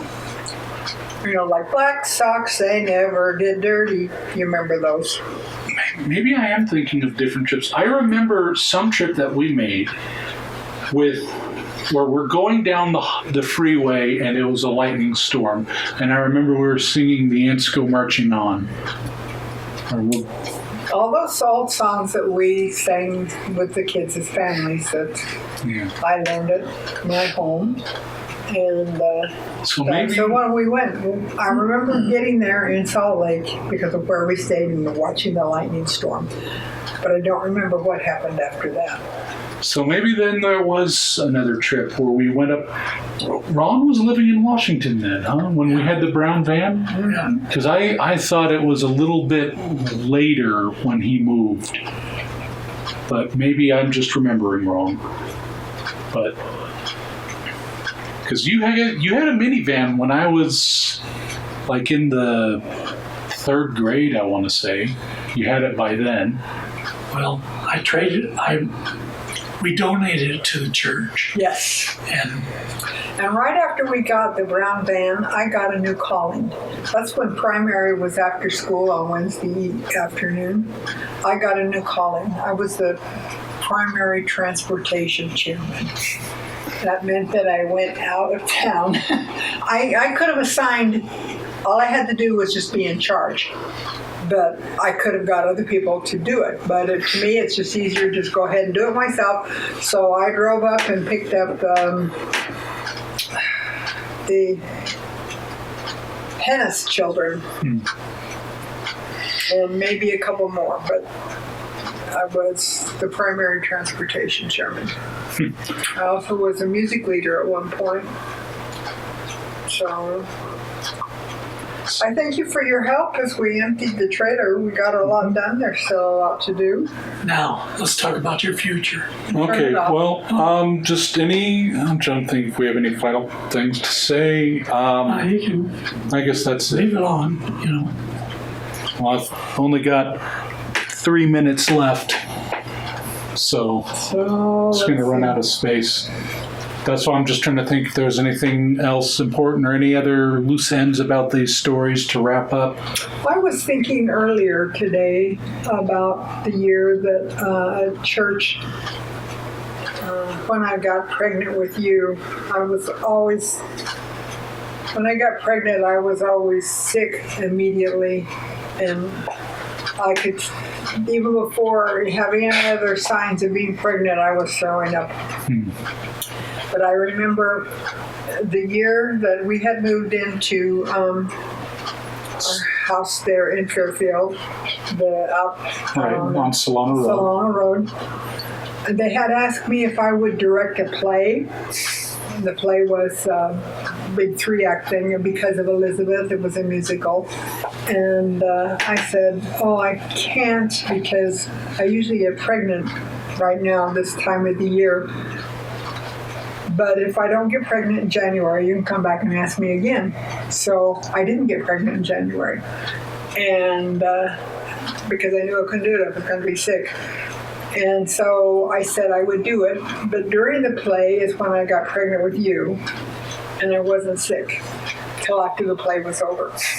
I felt that had been a real blessing in my life to be able to do that, and for the blessing that it brought to other people to participate in it and build their testimonies. And I thought that was a real testimony builder for me that I didn't throw up till the play was over. Okay. Well, we're out of Film. not tape, but we're out of room, so it's going to shut itself off in like a minute or less. So. And how do you get more room on it? You dump all that into something else? Yeah, I copy it onto my computer and then I'll upload it online so everyone can watch it. Okay. So thank you very much for the wonderful stories. Now let's talk about your future. Okay. Turn it off.